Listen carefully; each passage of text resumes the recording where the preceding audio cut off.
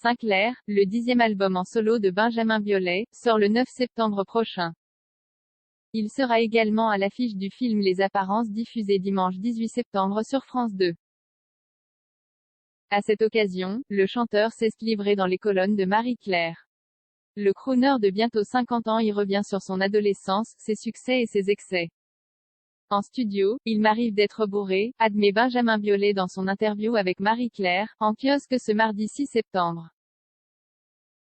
Alors qu'il s'apprête à sortir son nouvel album, Sinclair, le 9 septembre prochain et qu'il est à l'affiche du film Les Apparences diffusé dimanche 18 septembre sur France 2, le chanteur s'est confié, attablé à un bar argentin dans la nuit parisienne, sur ses faiblesses et ses addictions passées. Et notamment son rapport à la boisson. À 30 ans, j'étais alcoolo, rapporte-t-il avant de revenir sur le grand succès qu'il a rencontré en 2009, avec son opus La Superbe. J'étais mort de trouille, en fait, explique le crooner de 49 ans, qui se souvient d'une consommation de 5 litres de vodka par jour à l'époque.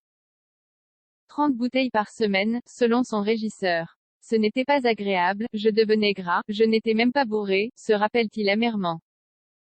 Pour se reprendre en main, l'interprète de Rends l'amour fait un choix radical, je suis parti au bord de la mer avec les enfants.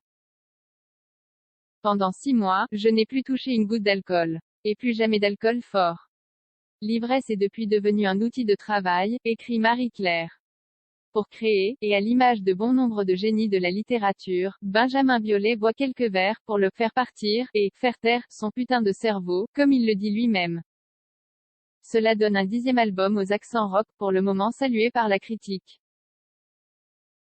Benjamin Biolay s'enfarce sur ses débuts dans la musique. S'il soutient que ses chansons ne sont pas autobiographiques, comme c'est souvent le cas en musique, il laisse tout de même glisser quelques informations sur son ressenti à ses débuts dans le domaine de ses rêves. Dans une interview pour l'Aube, l'ex-compagnon de Chiara Mastroianni revient sur l'une de ses chansons, Au vert troublant. Jive et prostituée, écrit-il notamment. En entrant dans le show-business, j'ai eu souvent l'impression d'être à 2 doigts de le faire. Quand on va à des soirées à reculons, avec la finalité de réussir, on peut se sentir crade. Je n'ai sucé personne, mais le cœur y était, confesse-t-il ainsi.